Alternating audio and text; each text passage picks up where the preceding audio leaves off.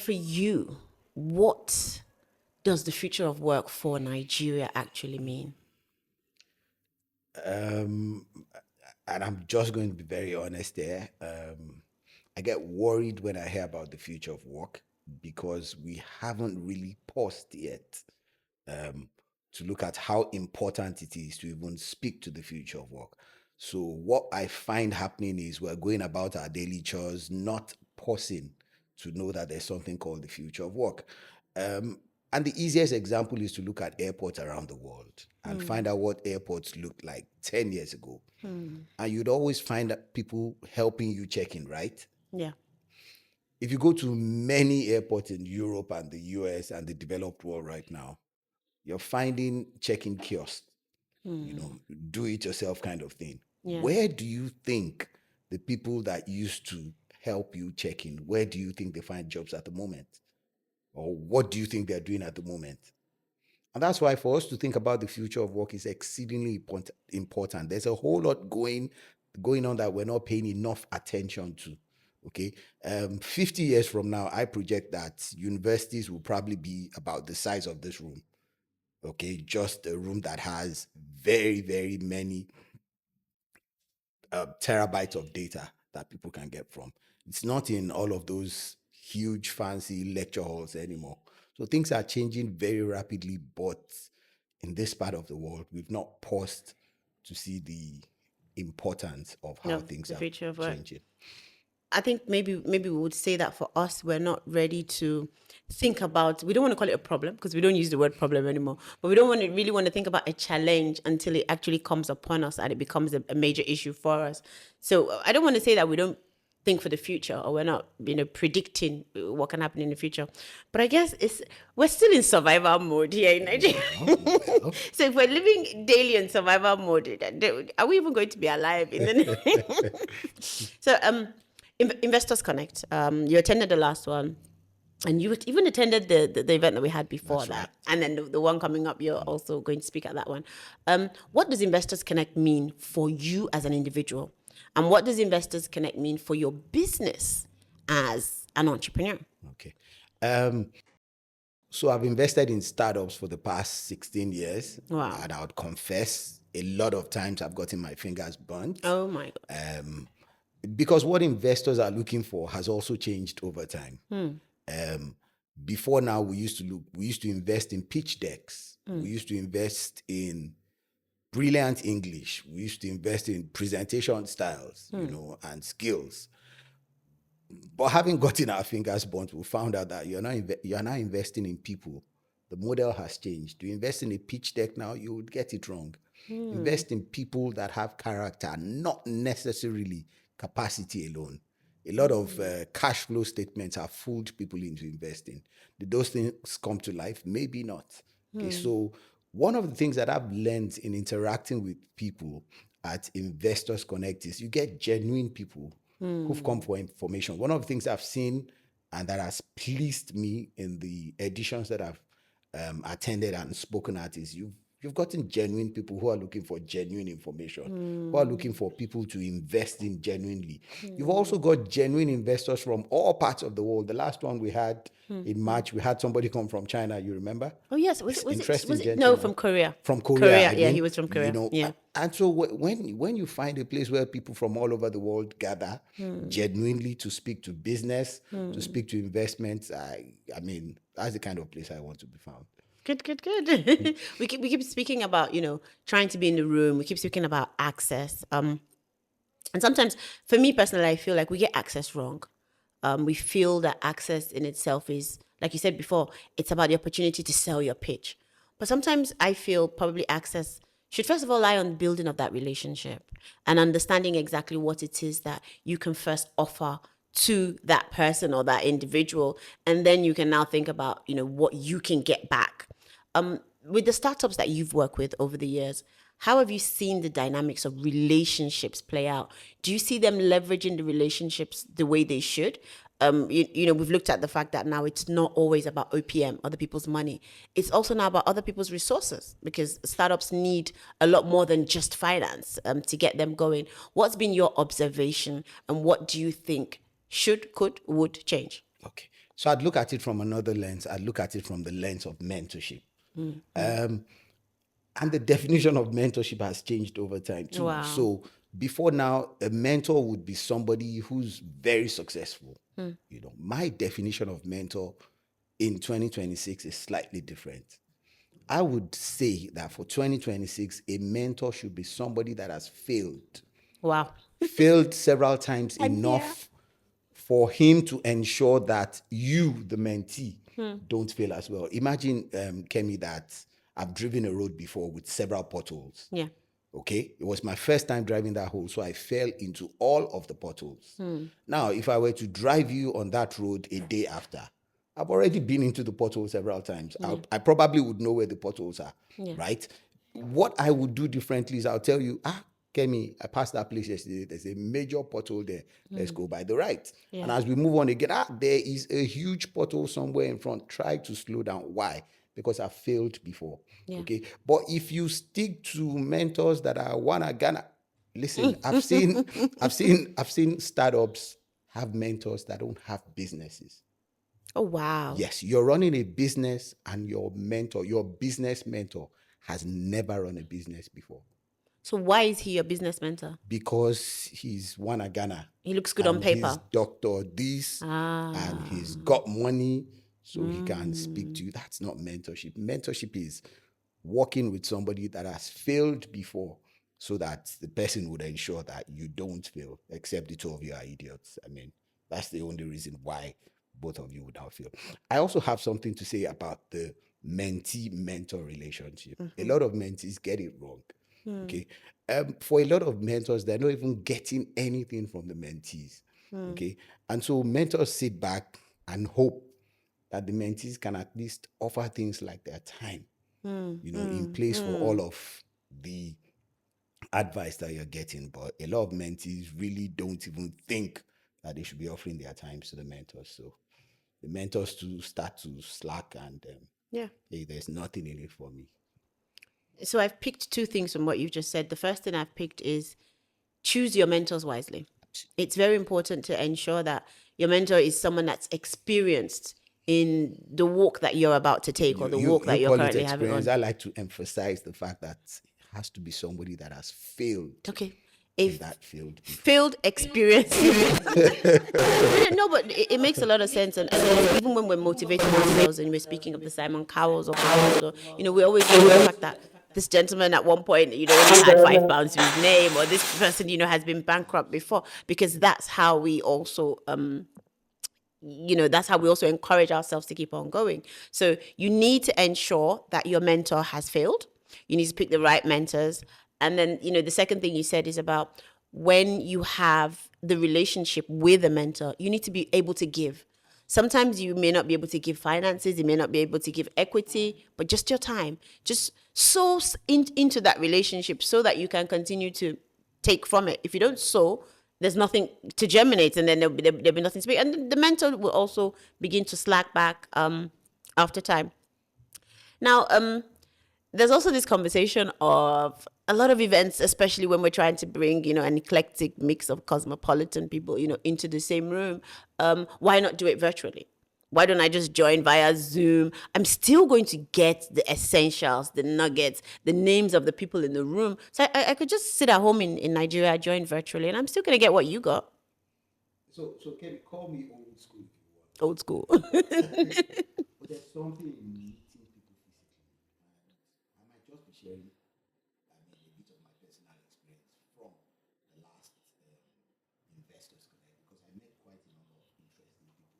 Some of them were still talking to me today. Some of Wow. them were even trying to ensure that we get business done before the next investors connect. So for me, the real catch is in the coffee breaks. There's a reason why a lot of deals get struck on the golf course. Okay. So people need to interact. I've met quite a lot of amazing people in my life, way older than me, and hide this identity.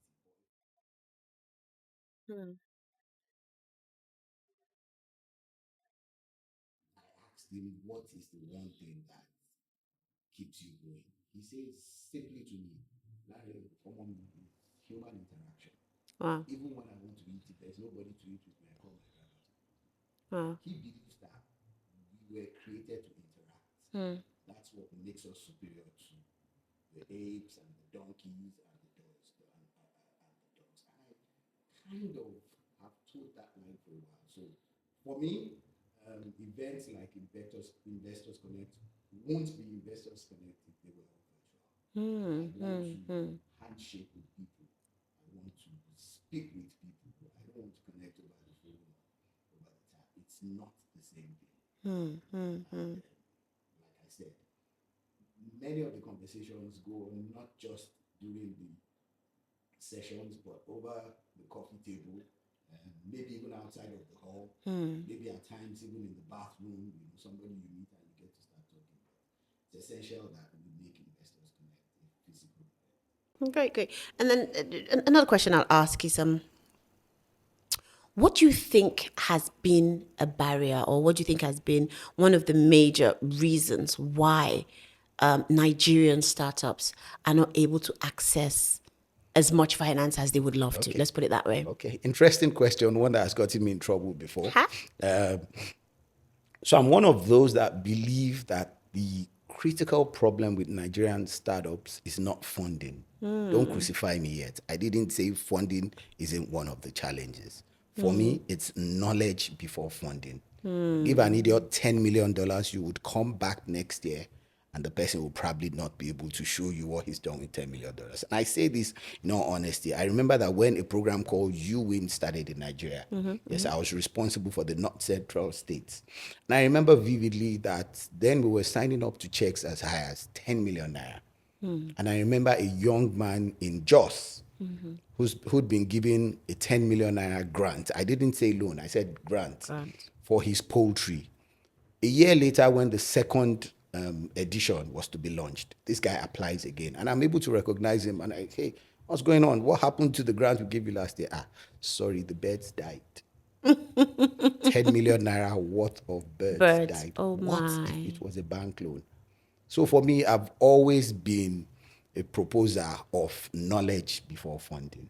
And I'm glad that government is insisting that for small businesses to be funded these days, you need to show evidence that you've passed through some sort of business training or business knowledge before funding. Knowledge. Okay. So that just says, what I can sum up from what you just said is, there must be the knowledge before you're able to bring the money.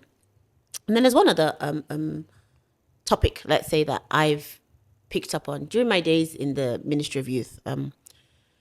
We came to understand that, well, actually it was Paul Kagame that made the statement at one Youth Connect in Rwanda. One of my favorites. And I think a young person stood up and said, why don't we have as many young people in government? And he said, no, we do have young people in government. But for government to move smoothly, we need the swiftness of the young people, but the knowledge of the old.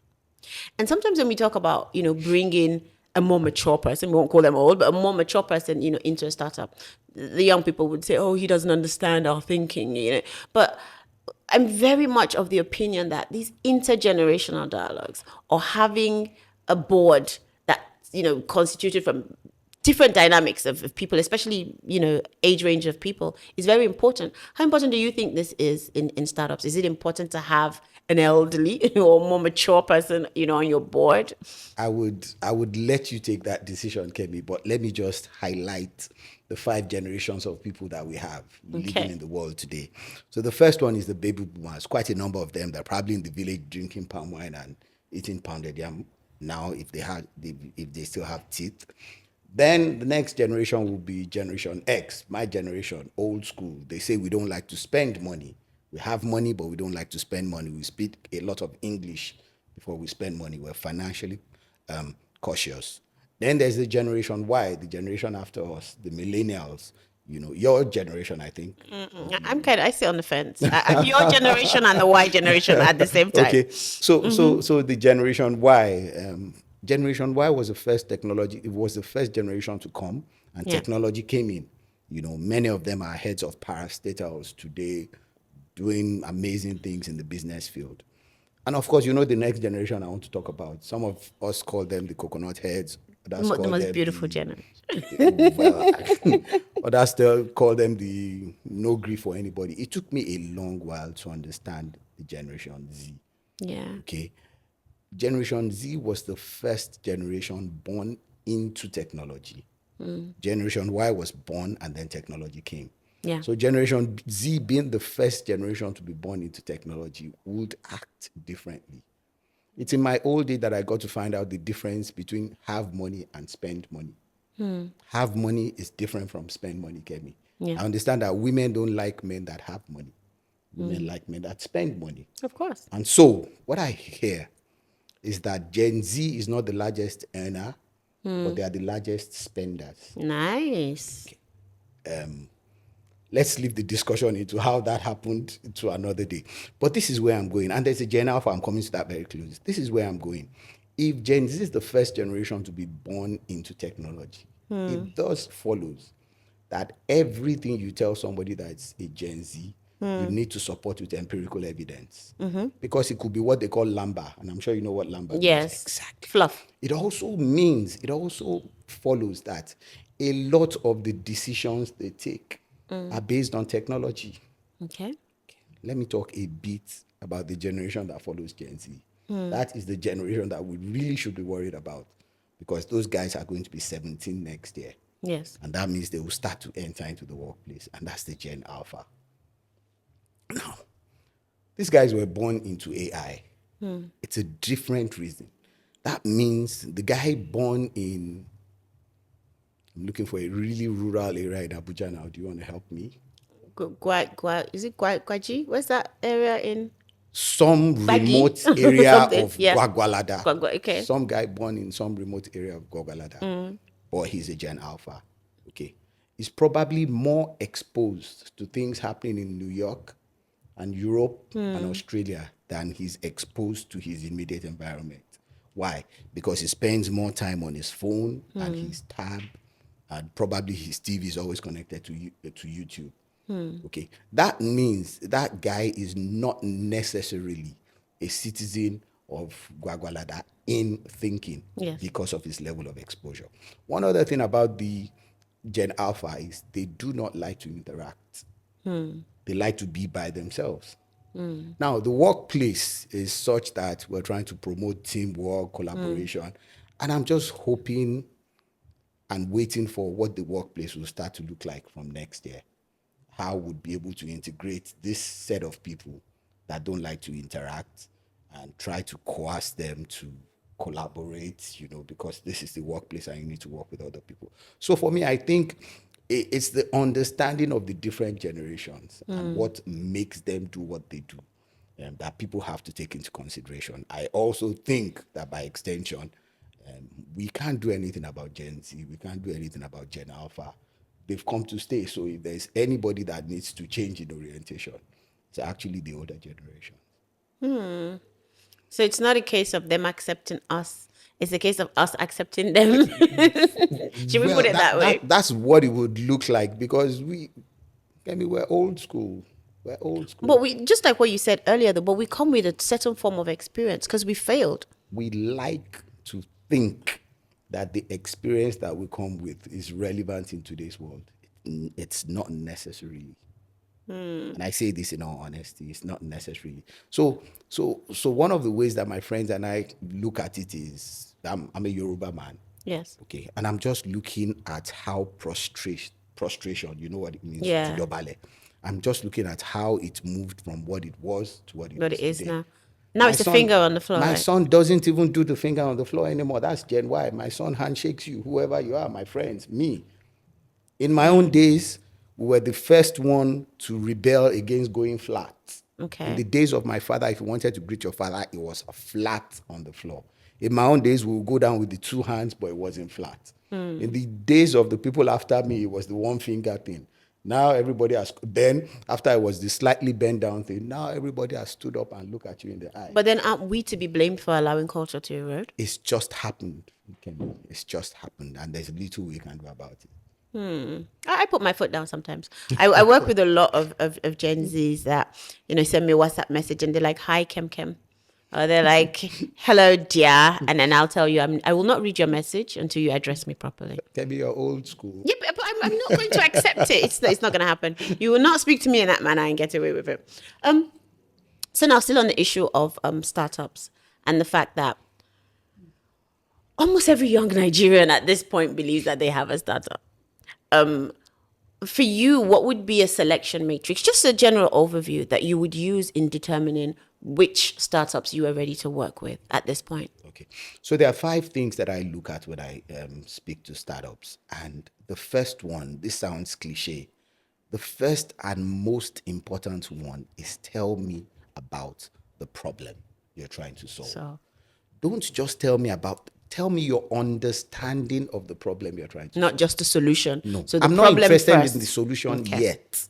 Tell me a lot more about the problem. Okay. If you've told me about the problem, it's even nicer if you happen to be in the segment that is facing that problem.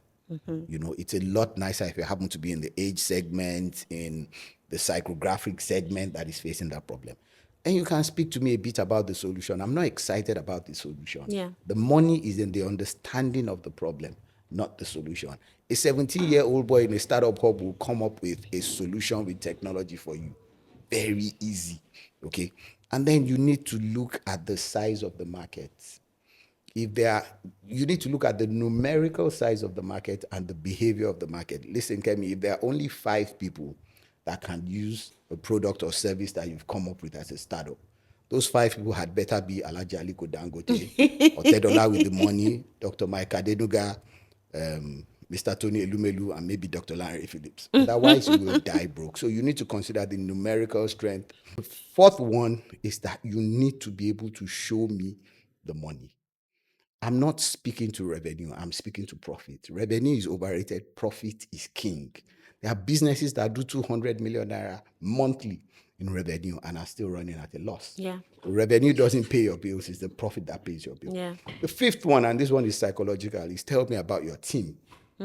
Somehow in business, psychologically, we believe that 2 heads are better than 1. I would invest in a business that has a founder and a co-founder more quickly than I would invest in a business that has only one person coming to speak with me. And like I said, it's just psychological. There's no scientific background to that. So those 5 things. But the most important is the problem and the understanding of the problem. Not the problem. Okay, I think we've addressed it a bit here today. So thank you so much. I'll just hand over to you to give us your last, what do I want to call it now? If everyone was watching you now, or everyone is watching you now, and they said, what's your number one reason for attending Investors Connect? And what's the number one reason why he or she watching you should attend Investors Connect? Okay, I'd say it's the same reason. Okay. So for those watching and you're still trying to make up your mind whether you should attend Investors Connect, there's only one phrase that I use to describe this, and I hope everybody around the world would understand what this phrase means. Follow no road. It's that simple. Just follow people that have been there, done that, so that you don't make the same errors that they've made. Okay. And for me, the reason why I attend Investors Connect every now and then is because even I want to follow Uno Road. I want to meet people who's been there, done that, way ahead of the things that I'm doing right now, so that I'll be able to learn from them faster. Thank you so much. Thank you for being here with me Thank today. you, Kemi. Thank you for having me here.